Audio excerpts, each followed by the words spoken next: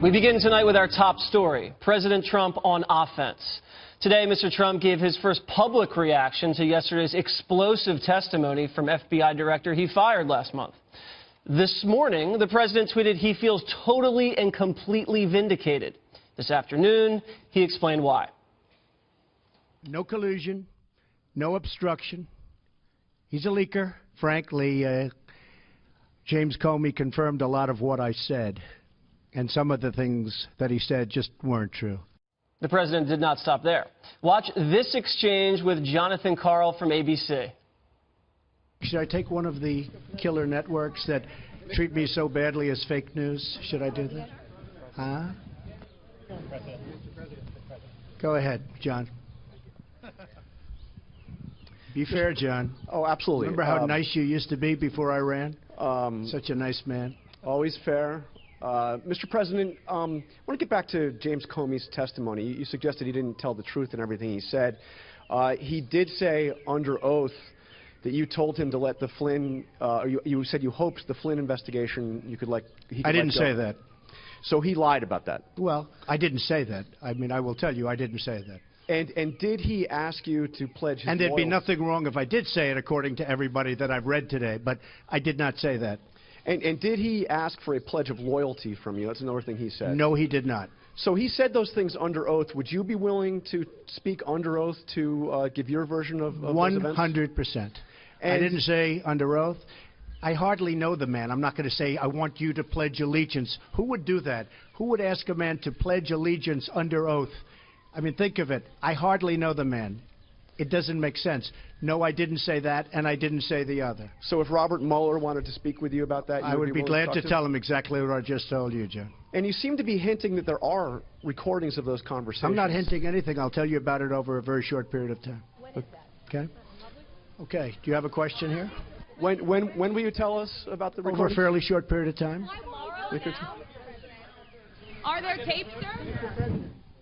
Oh, you're going to be very disappointed when you hear the answer. Don't worry. So, seems like the president has his mojo back. I love how he speaks like he tweets. No obstruction, no collusion. He's the leaker. Yeah. Looks like the president's back on offense. Yeah, no collusion. Leaker. He's a leaker. That's what we found out. So, you know, he obviously feels confident about what happened. It was a good day for him in terms of his statements. He was very consistent, saying that he was told 3 times. And then there you heard it from the FBI director saying, yes, I told the president on 3 separate occasions that he was not the subject of an investigation. Where do they go from here? Where's the big, conspiracy and the collusion or obstruction of justice or investigation that we've been hearing about over and over again? I mean, yes, I think they're going to finish this up and see, but what are they going to all of a sudden magically get that what came to light after Comey stepped down, after he was fired? Are they going to get some evidence that he wasn't aware of? That's what I'm very curious about, because I don't see how they sustain this at this point and keeping it going. Chris Matthews also agrees that this Trump-Russia conspiracy is dead, and that should tell you a lot. The Tingler? The Tingler, as we like to call him. Greg, Trump's now floating the idea that there may be tapes. Well, what's the strategy there? First of all, is there a strategy? They're actually, it's an interesting strategy, but I think it's time that we lay off Jim Comey, show some compassion. He's now a stay-at-home dad. Aww. And we value our stay-at-home dads, don't we? We do. We do. Okay, when he says there might be tapes or are there tapes, it's the same kind of mentality when he said, hey, if the Russians know anything about Hillary's emails, let us know. It's based on the assumption that everything's being recorded or everything's being taped, that there's people surreptitiously doing something or another. It's kind of just a joke on his part. I think that's what it is. And that's why when he says, I think you're going to be really disappointed when you find out. But there's an interesting, what's happening right now is how the story is shifting. Yeah. Because I read a headline from the Washington Post that said, quote, there's no indication Comey violated the law. Okay. So the story has shifted now, and he's actually, it's like now everybody's looking at Comey because they realize, that straight-A student that was Jim Comey is now the Fink. He's the guy that when all the other students went to play hooky and swim at the creek, he called the principal. So he's now everybody looks at him differently. My favorite part of the press conference was we heard the clearest explanation of NATO and the defense payment sharing by the Romanian president. And that's not even his primary language, but when he explained it, everybody got it. He said it so, I don't know if you guys saw that part. It was great. I missed that part. Greg was mesmerized. I was.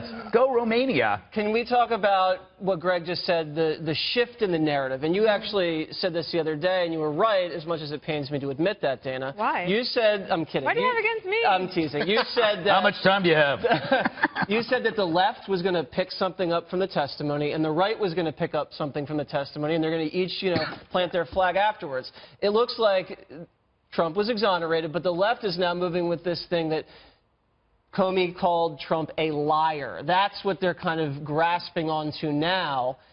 Do you see this going anywhere for the Democrats and the left, or is this Russia thing over, in your opinion? Well, it's not over because you have the Bob Mueller investigation, Right. which he says he'll try to wrap up in 3 months. So we've got a long way to go. And I think that the president benefits from being the owner of the bully pulpit, because then he could rule the day today. He already had a planned press conference because the Romanian president's coming. When that happens, there's usually 2 questions aside, and he was able to basically he's fueled the weekend, right? Everyone's going to be able to talk about, but it Tapes. depends on what they're talking about. But it's not just tapes, but he offered to testify. Was that not a good idea? Okay,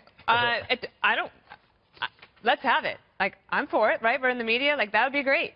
I don't know if his lawyers would agree, because one of the things is that you get in there under testimony. The issue with the FBI is that they've talked to a lot more people that you don't necessarily know. Right. So when they say, oh, by the way, we've talked to Mike Flynn, and he said this, do you agree? And now we're also in this he said question. I don't think there are tapes, because if there were, I don't think he would have said that. Right. Okay. I also think that now you have to actually suspend belief, whatever that saying is, that the president's saying he didn't say any of that to Comey, that he didn't ask to go easy on Flynn, and he didn't ask for a loyalty pledge. So you have to believe that then the FBI director left and decided to write a creative story on his laptop that would be the most epic perjury in the history of the country. And I don't know if that's necessarily going anywhere, but it is something that the media is going to chew on. The other thing I would say is I feel like there's possibly Comey will be called back up to testify. And I think one of the questions that is still sort of Are we going to have the swirling countdown around clock there. again for that, too? Oh, or you not? know it, because the ratings were great. But the question would be, and there might not be a good answer, but when you're in the Oval Office and the president makes you feel uncomfortable and you feel like he's getting up to the line of the possibly leading to an obstruction of justice thing, why don't you say, whoa, Mr. President, let's stop. Stop right there. Stop right there. Yeah. Can we get the Attorney General back in here? And I think that actually President Trump would have said, yeah, sure, okay, whatever. That's yes. But he didn't do that, and I don't understand why, and that might be something that he could actually clarify. Well, he admitted in he some came way. off as quite cowardly throughout this hearing. One also very humiliating for the New York Times at the hearing. So they put out this report that said that Trump campaign staff members were in constant contact with Russian intelligence agents. And Comey was asked straight up, is that true? And he said, not true at all. So that was kind of the crux of this whole collusion narrative based off this New York Times report, and it's not there anymore. I don't think that's true. I think what Comey said was that as far as he's concerned, the story was inaccurate in the main. New York Times responded that the definition of intelligence officials, Russian intelligence officials, is quite, fungible, because oftentimes it's banks, for example, Jesse, that they're state-owned, they act on behalf of the Russian government, but they're not technically intelligence officials. Or you have the way that the Russian spies work to recruit people, and sometimes it's people who are not necessarily members of the KGB, but in other roles. But let me just speak broadly in terms of what we've been discussing this Can I just say one? The New York Times did say they tried to contact those sources that gave them the information for the story, and they never responded back to them. So all of a sudden, they were nowhere to be found. But go ahead. Probably because they know that the Justice Department is onto them. Could be. I don't know. Hopefully. Right? I don't know. But I'm so interested that you say the game's over. Trump says he's vindicated. I'm like, wow. You mean the people on the right are so blind, are so interested in running away from this story, that they are going to join Trump in saying, oh, nothing happened here. Who saw anything?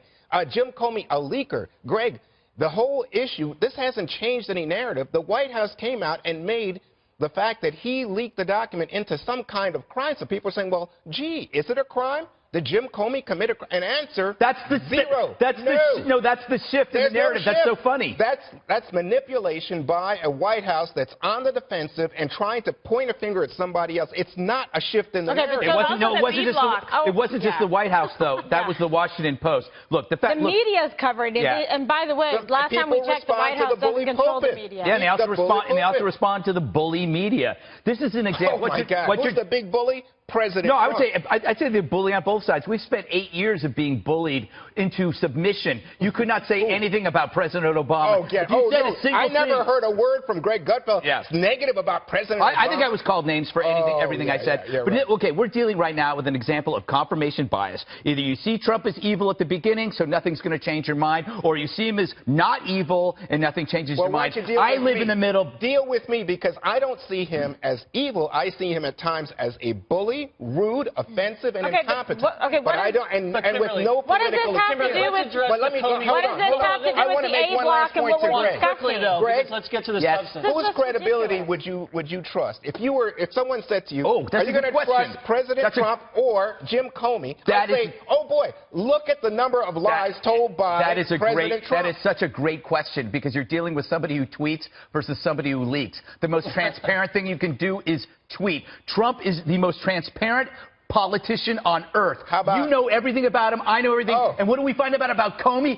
Comey has this hayseed, folksy demeanor that he uses to deflect from the fact that he did some wormy things. What's wormy about leaking now is wormy. Yeah, how about this? I wake up in the middle of the night and I leak. Get out of here. I do too, but for different reasons. What? How about this? Well, you didn't like him like 6 months ago when you say he costed Hillary the election. Well, so now what do you mean he cost Hillary? Wait a second. You guys wanted Comey fired 6 months ago. Let me go back. Now all of a sudden he has a lot of credibility? That has no relevance to what's at stake. And you know what else has no relevance? This discussion. All of the name, all of the name calling that you're doing about the president, and you just went on and on because you don't want to talk about actually what's in the A block, which is the substance of his testimony and the memo. You just said, oh, President Trump's a boy. Oh, he's a this and that. The reason why the press is covering the narrative of whether or not there's legal implication for what Jim Comey did is because it's relevant. Yeah. Because he admitted that he leaked the document and that he prepared documents based on a meeting with the president. That is work product. That is discoverable. That's not classified, and he's a private citizen. And he leaked it So about okay, we're going to there debate this in the next segment. And in the meantime, they're probably covering up for the fact that Loretta Lynch tried to influence the FBI investigation. They don't want to talk about that.